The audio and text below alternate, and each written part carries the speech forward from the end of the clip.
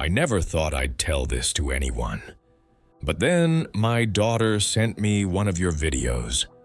She said, "Dad, this might help." I couldn't sleep for 3 days after watching it. Something inside me cracked open, like a dam I'd built with my own hands for 30 years. Maybe it's time someone heard what really happened in that cave. The Syrian night pressed against me like a heavy blanket, thick with silence and the smell of dust. I sat at the mouth of the cave where we'd been hiding for weeks, my weapon across my knees, watching shadows dance in the moonlight. My men were sleeping deeper inside, but sleep had abandoned me months ago. The weight of what we'd done, what I'd ordered, what I'd become, it followed me everywhere like a ghost I couldn't shake. I whispered into the darkness, words I'd never spoken before. If you're real, if you actually exist, show yourself to me. The words felt foreign on my tongue, desperate and raw. Then suddenly, impossibly, light began to pour from inside the cave. Not the harsh glare of flashlights or fire. Something else entirely. Something that made my hands tremble as I reached for my weapon. But my fingers wouldn't obey. They hung there, suspended, as if the very air had thickened around them. In that moment, everything I thought I knew began to dissolve. The voice that came wasn't what I expected. It was gentle, like my mother's hand on my forehead when I was sick as a child. "I have heard you," it whispered, "and I have been waiting." I was 7 when my father's calloused hands pushed me toward the madrasa doors for the first time. Our house in Baghdad was small, cramped with too many children and too little hope. My mother's eyes were always red from praying, from crying, from the weight of keeping us all alive, while my father worked construction jobs that barely paid enough for bread. She would hold my face in her hands and whisper, "You are my gift to Allah. You will be the one who saves us all." The terror of hell consumed my nights. I would lie awake imagining the flames, the screaming, the punishment waiting for sinners. But worse than the fear of damnation was the fear of disappointing her. I memorized every verse they gave me, recited until my throat was raw, dreamed of becoming a warrior who would make Allah proud, and somehow, impossibly, earn enough righteousness to pull my mother from poverty into paradise. The Imam's voice was stern, unforgiving. "Weakness is the enemy of faith. Tears are the luxury of those who do not understand sacrifice." I swallowed my childhood whole, buried my soft heart under layers of discipline and duty. When other boys cried for their mothers, I stood straighter. When they begged to go home, I prayed louder. I thought I was growing stronger, but now I know I was just learning to die inside, piece by piece. My mother's face became my reason for everything. Her tired smile, her gentle hands, her belief that somehow, through me, God would rescue our family from the endless cycle of want and desperation. The camp in the mountains was nothing like the madrasa. Here, there were no books, no quiet prayers, no gentle corrections. Only the crack of instructors' voices cutting through the thin air, the burn of muscles pushed beyond their limits, and the gradual numbing of everything soft inside me. They taught us that love was poison, that mercy was betrayal, that the world was divided into 2 kinds of people, warriors and victims. I was 15 when they first put a weapon in my hands and pointed to a man bound and kneeling 20 feet away. "Prove your commitment. the instructor said, his eyes cold as winter stones. My hands shook so violently I could barely hold the gun steady. The man looked up at me, not with hatred or fear, but with something like pity. That look broke something in me, but not in the way you might think. It broke my last connection to the boy who used to cry for his mother. When I pulled that trigger, I felt nothing, nothing at all. And that nothingness felt like strength. They congratulated me afterward, called me dedicated, faithful, ready. But that night, alone in my bunk, I touched my chest where my heart should have been beating with guilt or sorrow or regret, and found only silence. I had become exactly what they wanted, a weapon that could think and pray, but could no longer feel. I told myself this was maturity, this was faith, this was what my mother needed me to be. I had no idea I was becoming someone she would no longer recognize. By 25, I commanded 40 men who would die for me without question.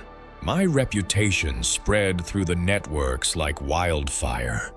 Ruthless, efficient, uncompromising in my dedication to the cause.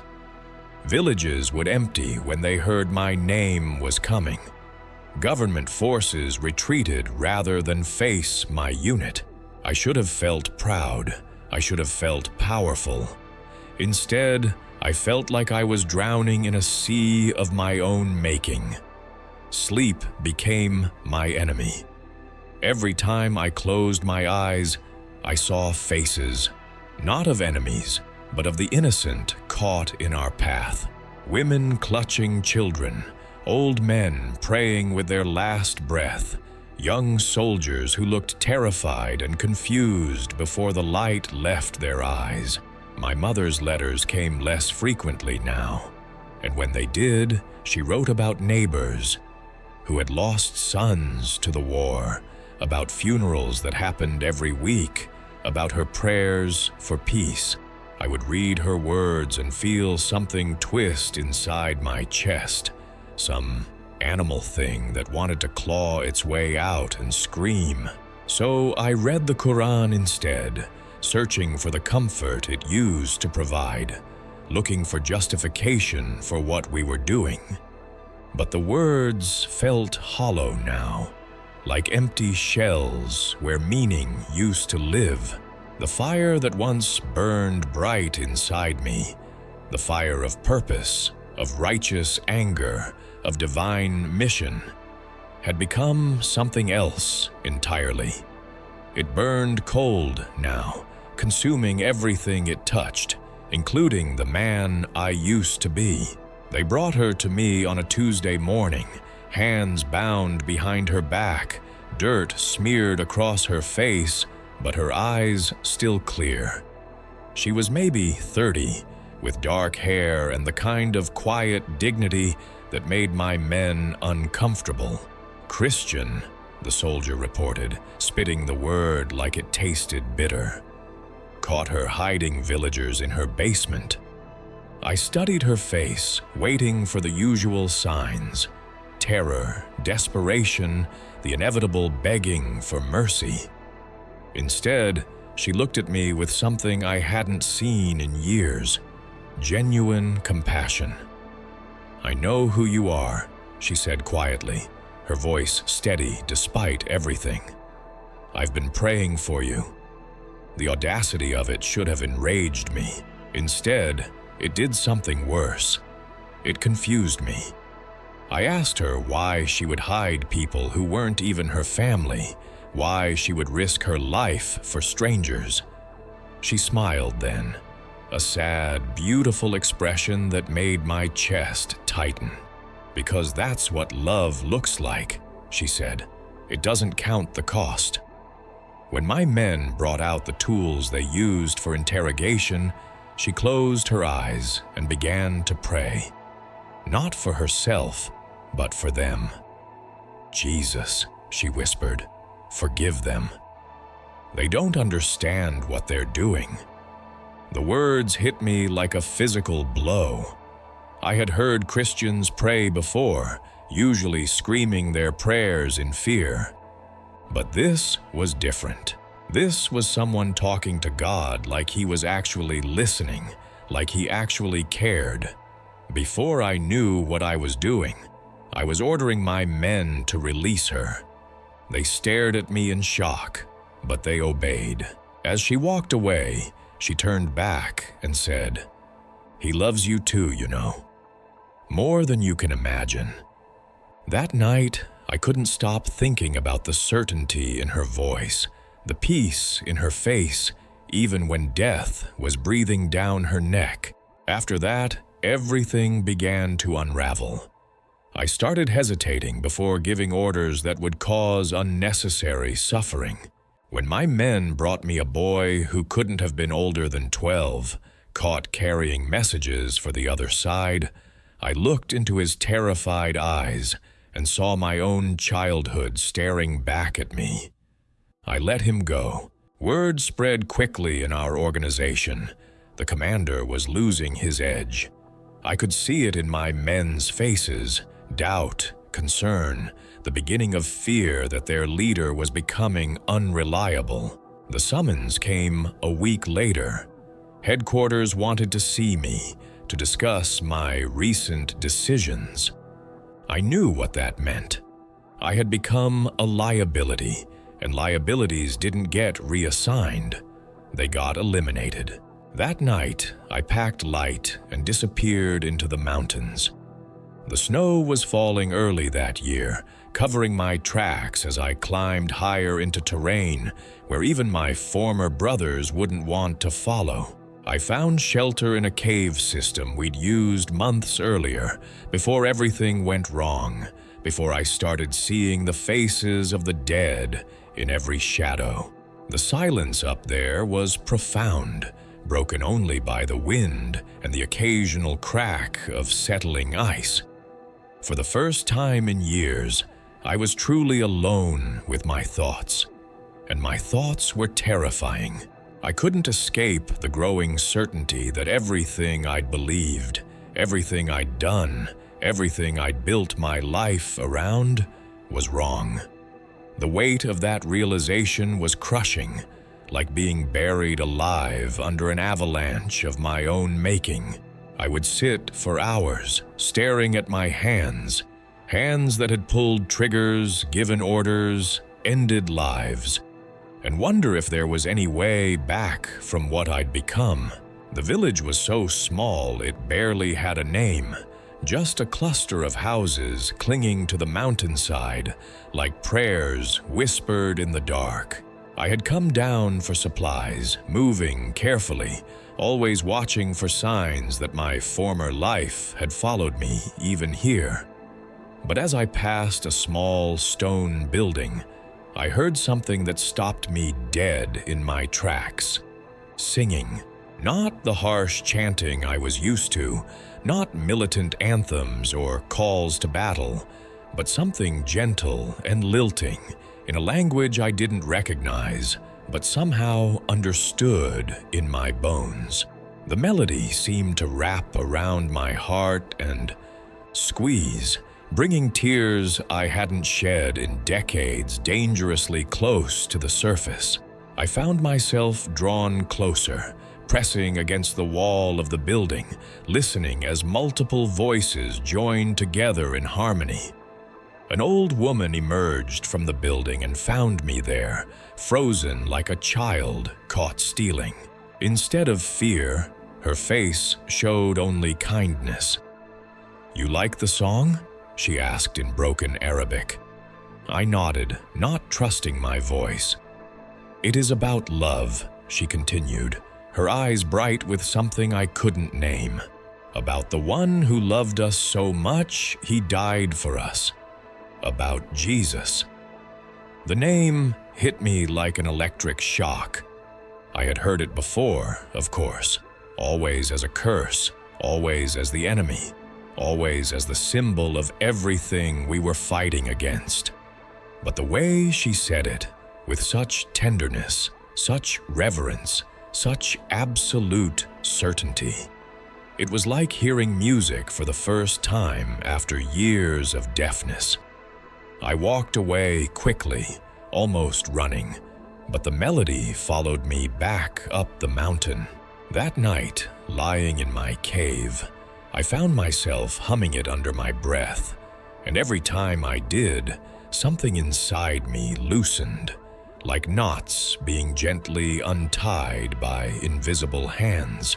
The loneliness in that cave was absolute, pressing against me from all sides like a living thing that fed on silence and despair.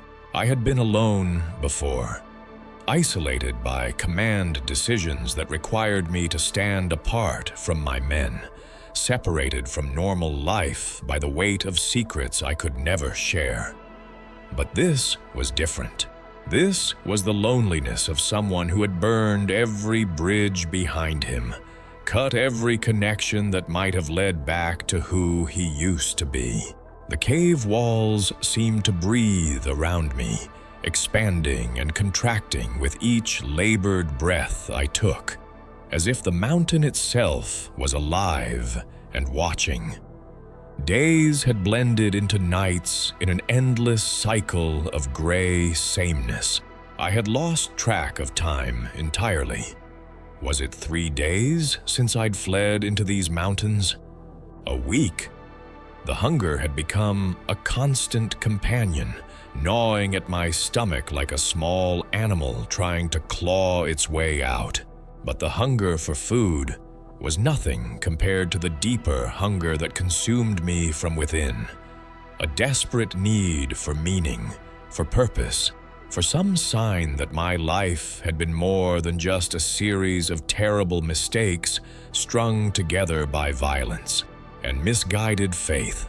I would sit for hours at the mouth of the cave, staring out at the vast expanse of mountains that stretched endlessly in every direction, feeling smaller with each passing moment. The silence was so complete, I could hear my own heartbeat echoing off the stone walls behind me, could hear the blood rushing through my veins like distant thunder. Sometimes I would catch myself talking aloud, just to break the oppressive quiet. Fragments of prayers I'd memorized as a child, verses from the Quran that had once brought comfort, but now felt like empty shells where meaning used to live. My hands had begun to shake uncontrollably. At first, I thought it was from the cold or hunger, but I gradually realized it was something deeper. My body's rebellion against the weight of everything I'd done, everyone I'd hurt, every choice that had led me to this moment of absolute isolation. I would hold them up in the dim light, filtering through the cave entrance, and study them as if they belonged to a stranger. These hands had pulled triggers, had given signals that ended lives, had signed orders that brought suffering to innocent people. How many mothers had cried because of what these hands had done? How many children had been left fatherless because of commands that originated from these fingers? The memories came in waves, crashing over me with relentless persistence. Faces of people I'd forgotten I remembered, voices pleading for mercy that I'd refused to grant, eyes that had looked at me with terror in their final moments. But worse than the memories of enemies were the memories of allies. Young men who had looked up to me, who had trusted my leadership, who had died following orders I'd given. I had told myself their deaths meant something, that they were sacrifices for a greater cause. Now, in the crushing solitude of that cave, I couldn't remember what that cause was supposed to be. Night after night, I lay on the cold stone floor, staring up at the rocky ceiling that disappeared into darkness above me, and felt the full weight of my existence pressing down like a mountain.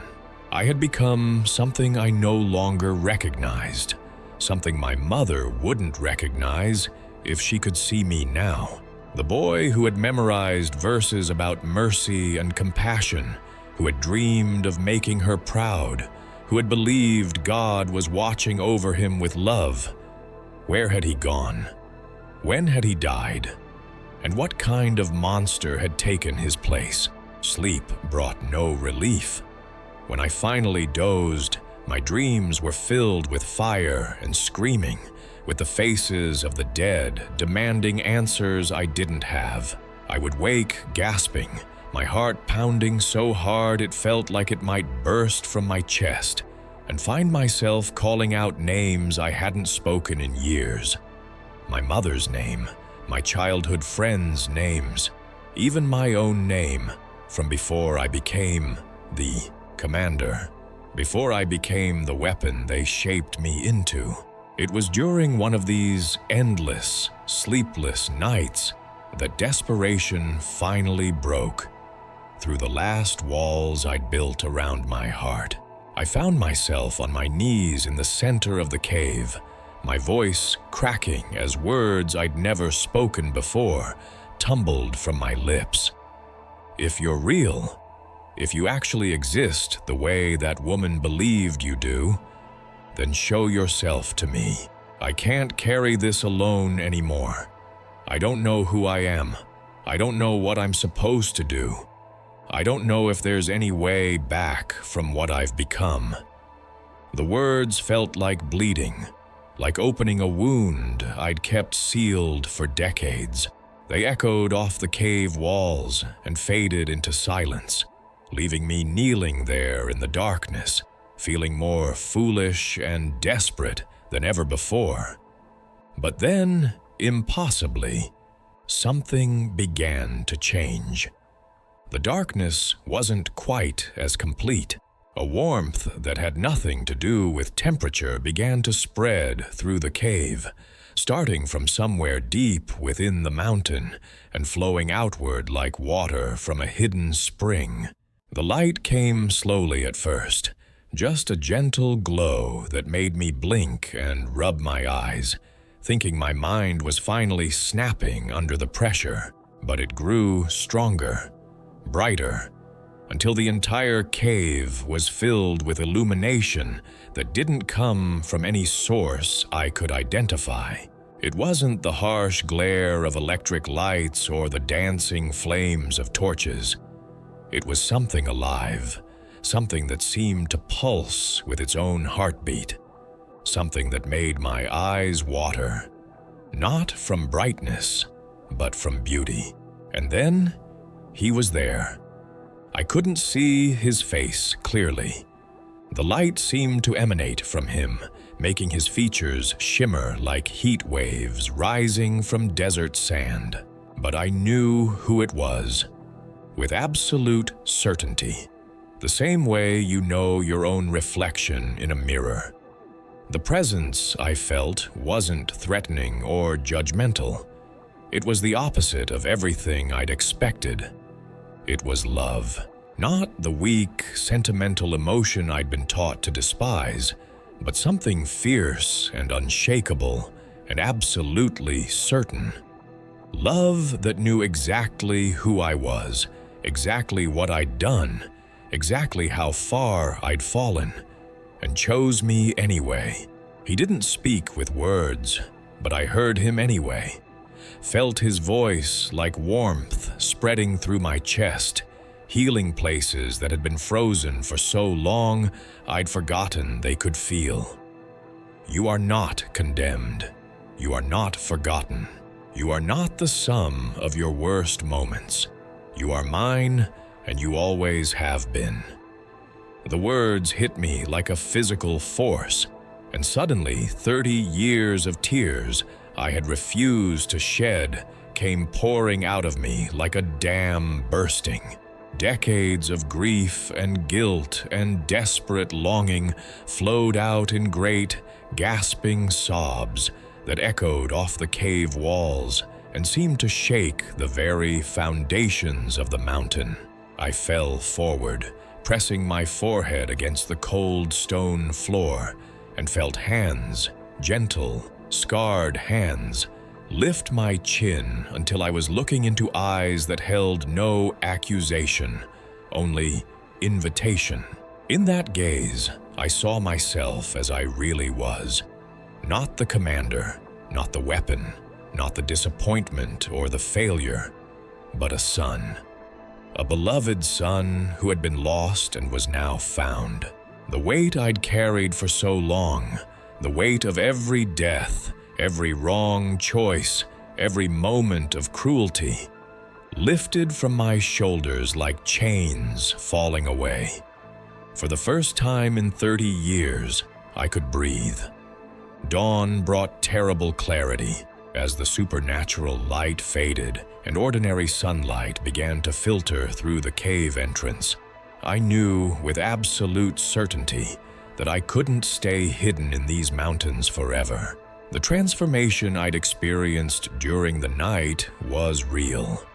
I could feel it in my bones, in the way my heartbeat had steadied, in the strange peace that had replaced the constant anxiety that had plagued me for months. But I also knew that my former brothers wouldn't simply forget about me. Desertion was unforgivable, and they had long memories and longer reach. I gathered my few possessions with hands that no longer shook, moving with a purpose I hadn't felt in years. The small amount of food I had left, my water bottle, the knife I'd carried since my early days in the organization, everything fit into a canvas bag that had seen better decades. As I prepared to leave the cave that had become my sanctuary, I felt a strange mixture of gratitude and fear. This place had witnessed my rebirth, had sheltered me during the most important night of my life. Now it would become just another hiding spot in a network of memories scattered across these unforgiving mountains. The first village I approached after 3 days of careful travel was little more than a cluster of stone houses huddled together against the harsh mountain wind. I watched from a ridge above for hours, studying the patterns of movement, looking for any sign that word of my desertion had reached even this remote place. The people below went about their daily routines, with the slow, deliberate movements of those who have learned that survival requires constant vigilance. Goats wandered between the houses, their bells creating a gentle music that reminded me of childhood mornings before everything went wrong. When I finally descended into the village, moving slowly with my hands visible and my weapon secured, I was met by an old man whose eyes held the particular wariness of someone who had seen too much violence in his lifetime. We spoke in careful, neutral tones about the weather, about the condition of the mountain passes, about anything except who I was and why I was traveling alone through territory where lone travelers usually meant trouble. He offered me tea and flat bread, and I accepted gratefully, sitting cross-legged on a worn carpet in his small home while his wife watched from the shadows, ready to disappear at the first sign of danger. It was their grandson who changed everything. A boy of perhaps 16, with intelligent eyes and calloused hands that spoke of hard work, who studied my face with the uncomfortable perception of youth and asked quietly, "You're running from something, aren't you?" When I didn't answer, immediately he continued, "My uncle ran too during the Troubles. He said running wasn't cowardice if you were running towards something better instead of just away from something bad." The wisdom in those words hit me like a physical blow. I realized that until that moment, I had been focused entirely on escape, on putting distance between myself and my past. I hadn't fully considered what I was running toward, The boy disappeared for a few minutes and returned with something wrapped in faded cloth. When he unwrapped it, I found myself staring at a small book with pages so thin they were almost transparent, bound in cracked leather that had been repaired multiple times with careful stitches. "My uncle left this," he said simply, pressing it into my hands. He said it helped him remember who he really was, underneath everything else.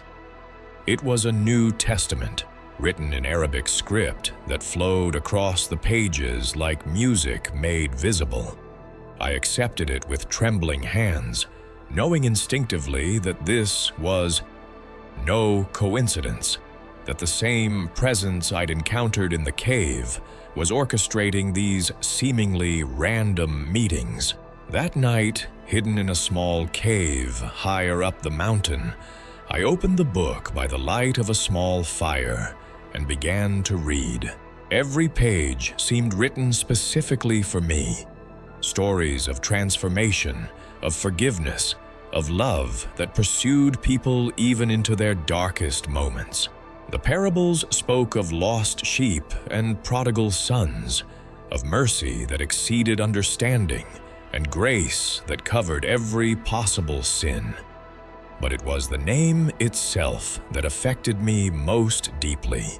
Every time I encountered the word Jesus on those fragile pages, I felt the same electric shock I'd experienced in the village weeks earlier, the same recognition, the same impossible hope. Days blended into nights as I moved through the landscape like a ghost, traveling mostly after dark, sleeping in hidden places during the day, always listening for sounds that didn't belong. The rumble of vehicles where none should be, the particular cadence of coordinated movement that marked trained searchers. My former life had taught me to be invisible when necessary, and now those skills served a different purpose entirely. I was no longer hunting, I was being hunted. The irony wasn't lost on me, but it felt like justice rather than punishment. The close calls came regularly. Twice I spotted vehicles that shouldn't have been in such remote areas, their occupants scanning the mountainsides with the systematic thoroughness of professionals. Once I heard my name spoken by strangers in a market where I'd gone to buy supplies, their conversations stopping abruptly when they noticed me nearby. Each time, I melted back into the landscape, using skills learned in a different life to serve a completely different purpose. I was still a warrior, but now I was fighting for my own soul instead of someone else's cause. The New Testament became my constant companion during those weeks of flight. I read it by moonlight when the sky was clear, by the glow of carefully hidden fires, when darkness was complete. Sometimes just holding it close when reading was impossible. The words began to change me from the inside out, healing wounds I didn't even know I carried. Stories of tax collectors and soldiers who found new purpose, of persecutors who became apostles, of love that transformed enemies into family. Each page offered evidence that redemption was possible, even for someone like me. It was during one particularly dangerous passage through territory I knew was being watched that I had to hide for 3 days in a narrow crevice between two massive boulders, barely wide enough for my body and completely invisible from more than 10 feet away. I had water but no food, and by the 3rd day, hunger was making me lightheaded and careless. But I also had the book, and I read the same passages over and over, finding new meaning each time. The words about God's love for the lost, about the lengths divine mercy would go to rescue even one wandering soul, began to feel less like stories and more like personal letters written specifically for me. When I finally emerged from that hiding place, weak but determined. I knew I was close to the border. The mountains here had a different character, still harsh and unforgiving, but somehow more hopeful, as if they too knew that sanctuary lay just beyond the next ridge. My former brothers were still hunting me. I could feel their presence like pressure in the air before a storm. But I was no longer running only from them. I was running towards something I couldn't yet name, but could feel pulling me forward like a rope tied around my heart. The last village before the border was different from the others. There was a peace here that had nothing to do with the absence of conflict, and everything to do with the presence of something greater. As I approached, I could hear singing drifting on the wind. The same kind of harmony I'd heard weeks earlier, voices joining together in melodies that seemed to heal something broken in the air itself. I knew instinctively that this was where my journey through the wilderness was meant to end, where the transformation that had begun in a cave filled with supernatural light would finally be completed. The old church sat like a forgotten prayer at the edge of the border town, its stone walls weathered smooth by decades of wind and rain, its wooden door hanging slightly crooked on ancient hinges that creaked a welcome to anyone desperate enough to seek sanctuary. I had been walking for 18 hours straight, my former associates so close behind me that I could sometimes hear their voices carried on the wind. When I stumbled through that doorway just as the sun was disappearing behind the mountains, painting the sky the color of blood and forgiveness. Inside, the air was thick with the scent of candle wax and old incense, with something else I couldn't identify, but that made my chest tighten with emotion. The accumulated prayers of generations, perhaps, or simply the presence of hope in a place where hope had been carefully tended like a flame that must never be allowed to die. A small group of believers was gathering for evening prayers, their faces illuminated by the warm glow of countless candles that cast dancing shadows on walls adorned with icons whose eyes seemed to follow me with gentle curiosity rather than judgment. They looked up as I entered, dusty, exhausted, probably dangerous-looking with my hollow cheeks and wild eyes, and the particular wariness that marked men who had lived too long on the edge of violence. I expected fear, suspicion, the instinctive retreat that normal people showed when confronted with someone who carried the scent of conflict. Instead, their faces showed only welcome, the kind of immediate acceptance that defied logic and spoke of hearts that had been trained to see beyond appearances to the soul underneath. An elderly priest approached me slowly, his movements careful but unafraid, his eyes kind but wise, seeing more than I was comfortable with, but somehow not judging what they found there. His hair was completely white, his face mapped with lines that spoke of a lifetime spent listening to confessions and offering absolution. And when he spoke, his voice carried the particular gentleness of someone who had heard every possible human failing and learned to respond with grace. "You're safe here, my son," he said in accented Arabic that carried traces of a dozen different regions. "Whatever you're running from, it cannot follow you into this place."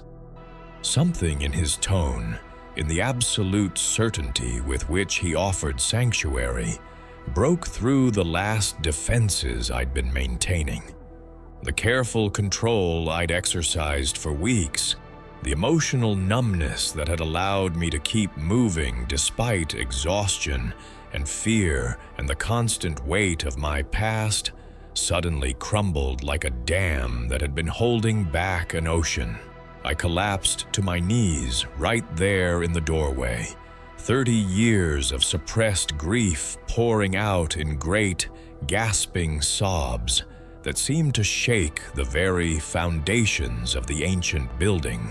The priest knelt beside me, his hand gentle on my shoulder, not trying to stop the tears or hurry me through the breakdown, but simply being present, being witness to pain that had been carried alone for far too long. The other believers gathered around us in a circle, not crowding or overwhelming, but creating a buffer of human warmth and acceptance that made it safe to fall apart completely.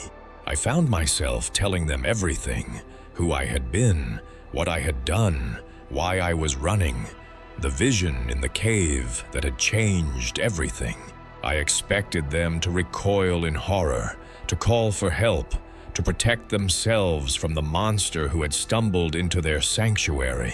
Instead, the priest took my hands in his, hands that were soft and unmarked by violence, hands that had spent decades blessing rather than destroying, and spoke words I will carry with me until my last breath. My son, you are loved, you are forgiven, you are accepted exactly as you are, and you are welcomed exactly as you hope to become. The simplicity of those words, the absolute conviction with which he spoke them, hit me like a physical force. I had spent my entire adult life trying to earn acceptance through achievement, through loyalty, through being stronger and more ruthless than everyone around me. The idea that love could be given freely, without conditions, without payment, was almost too radical to comprehend. They brought me food and clean water, a simple meal of bread and soup that tasted like the finest feast I had ever consumed. As I ate, they told me their own stories: refugees from different conflicts, survivors of persecution, people who had lost everything except their faith and had somehow found that faith was enough. Their stories were different from mine in detail, but identical in theme. Transformation through surrender, healing through acceptance of grace, new life emerging from the ashes of old deaths.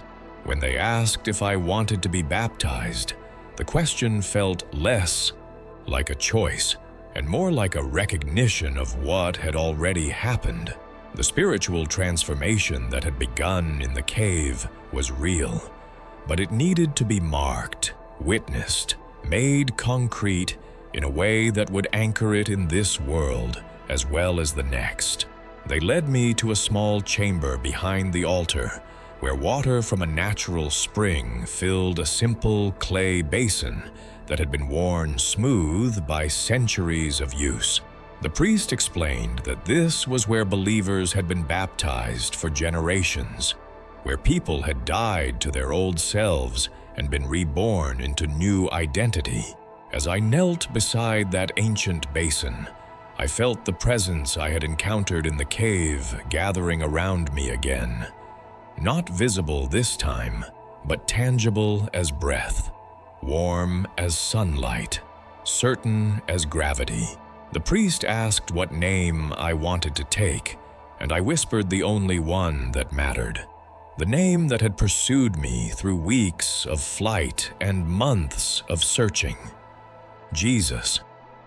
Not as blasphemy or presumption, but as recognition of who had saved me, who had found me in the darkness, who had given me new life when I had given up hope of finding anything but death. The water was cold against my forehead, but it felt like fire as it ran down my face, washing away not just the dust and sweat of my journey, but something deeper.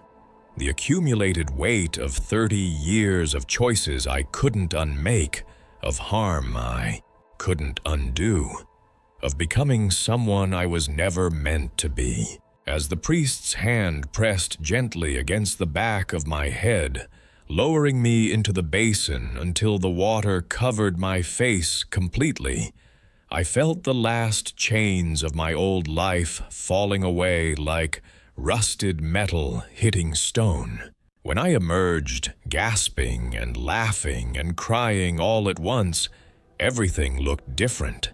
The candlelight seemed brighter, the faces around me more beautiful, the very air charged with possibility I hadn't felt since childhood. I was no longer a commander or a deserter or a fugitive. I was no longer defined by my worst moments or imprisoned by my gravest mistakes. I was simply a son, beloved, forgiven, free to become whatever love might make of me. The believers embraced me then, one by one, welcoming me into a family I hadn't known I was looking for. Their acceptance wasn't based on what I could do for them or how useful I might prove to be.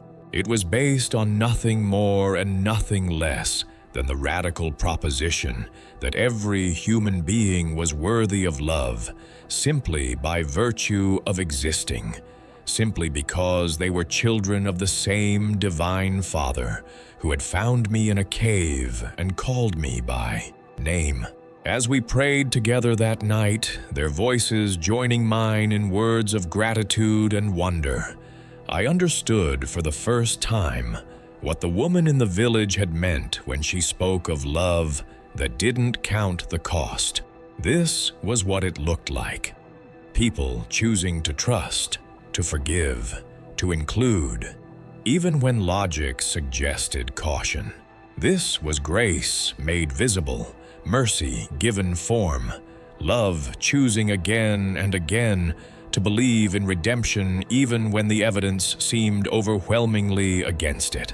2 years have passed since that night of water and light and rebirth, and I live now in a small apartment in a city whose name I will never mention, surrounded by neighbors who know nothing of my past, but everything about the universal human experience of starting over. The walls of my home are bare except for a single photograph, not of family or achievements or possessions, but of the old church where I was baptized, a reminder of the moment when my real life began. Each morning when I wake and see that simple image, I remember who I am now and who I have chosen to become. My work is quiet but purposeful. I spend my days in offices that smell of paper and hope, helping refugee families navigate the labyrinthine bureaucracies that stand between displacement and home. My Arabic helps them communicate with officials who speak only the language of forms and regulations. My experience with systems designed to break rather than heal helps them understand how to survive processes that seem deliberately cruel. There is satisfaction in watching a mother's face when she learns her children can start school next week, in seeing a father's shoulders straighten when he secures his first legitimate job in years. The translation work I do in the evenings is different, more delicate, requiring a kind of precision that goes beyond mere linguistics. Working with a small team of scholars and former believers, I help render ancient texts into modern Arabic that preserves not just the words, but the heart behind them. Each verse requires careful consideration.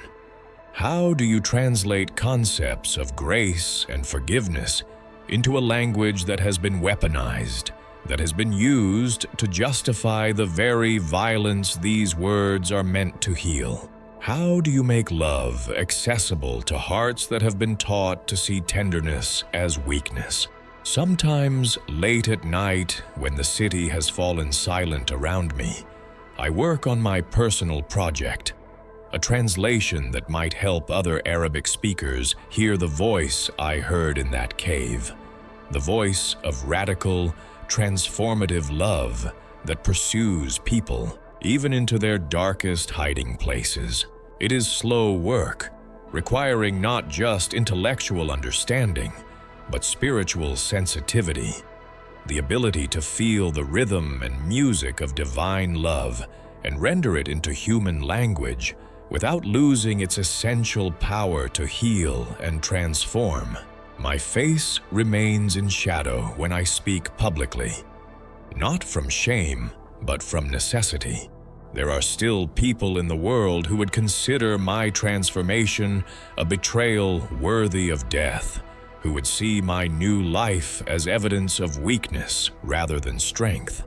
The organization I once served has long arms and longer memories, and while I am no longer afraid, I am not foolish. Wisdom sometimes requires discretion, and my story can be told effectively without revealing details that might endanger the new family I have found or the refugees who depend on my help. But when I do speak, to small groups gathered in church basements, to counselors working with former radicals, to anyone willing to listen to the testimony of a man who was lost and has been found, I am careful to avoid the language of revenge or condemnation.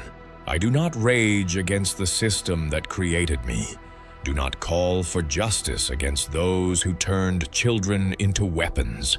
Instead, I simply tell my story and let it speak for itself, trusting that truth has its own power to penetrate hearts and change minds.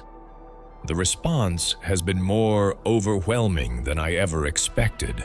Letters arrive regularly from people who have heard my testimony secondhand, who have seen the videos recorded in shadows and recognized something of their own story in mine. Former soldiers writing about PTSD and moral injury, mothers whose sons have been radicalized writing about fear and hope, young people wrestling with questions of identity and purpose in a world that seems designed to crush rather than nurture the human spirit. Each letter is a reminder that my story belongs not just to me, but to everyone who has ever felt lost, everyone who has ever wondered if redemption is possible, everyone who has ever hoped that love might be stronger than hate. The work with other former radicals is perhaps the most important part of my new mission. Men and women who have walked similar paths, who understand the particular kind of brokenness that comes from believing deeply in something that turns out to be a lie, who know the challenge of rebuilding identity from the ground up when everything you thought you knew about yourself proves false. We meet in small groups, sharing stories and strategies, learning together how to live with the weight of our pasts while not being crushed by it.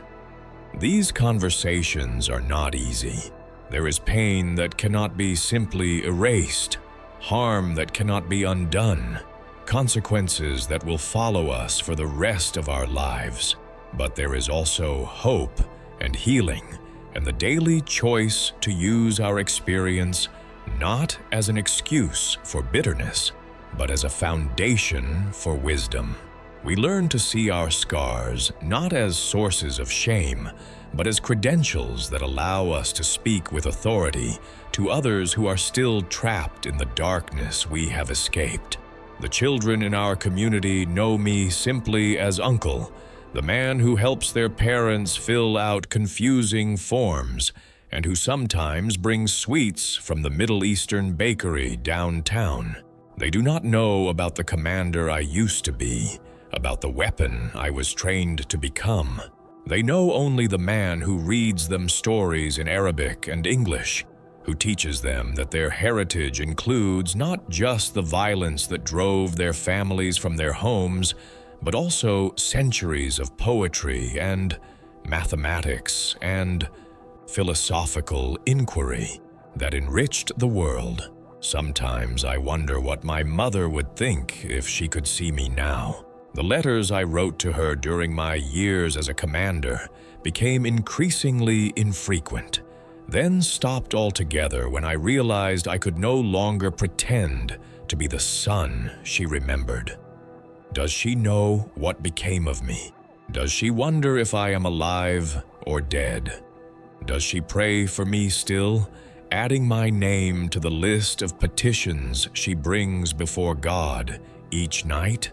I hope someday to write to her again, to tell her that her prayers were not wasted, that the son she raised to love God has finally learned what love actually means. The work continues, one conversation at a time, one translation at a time, one refugee family at a time. I am not trying to change the world. That kind of grandiose thinking belongs to my former life, when I believed that violence could create peace and force could generate love. Instead, I am trying to plant seeds, to offer hope, to be living proof that transformation is possible, even for those who seem beyond redemption. And if my story has reached you, if you have listened this far to the testimony of a man who was once an enemy and has become a brother, then perhaps you are ready to hear what I learned in that Syrian cave. You are not condemned. You are not forgotten. You are not the sum of your worst moments or the prisoner of your darkest choices. You are loved beyond measure by someone who knows exactly who you are and chooses you anyway. If he could find me in a cave filled with blood and silence, if he could transform a heart that had been turned to stone by 30 years of violence and hate, then he can find you wherever you are right now, in your bedroom at 3 in the morning when regret keeps you awake, in your prison cell where you're counting days until release, in your past where you think you've done things too terrible to forgive, in your present where you feel trapped by circumstances beyond your control, in your future where you can't imagine anything better than what you have right now. Just call his name. He's already near.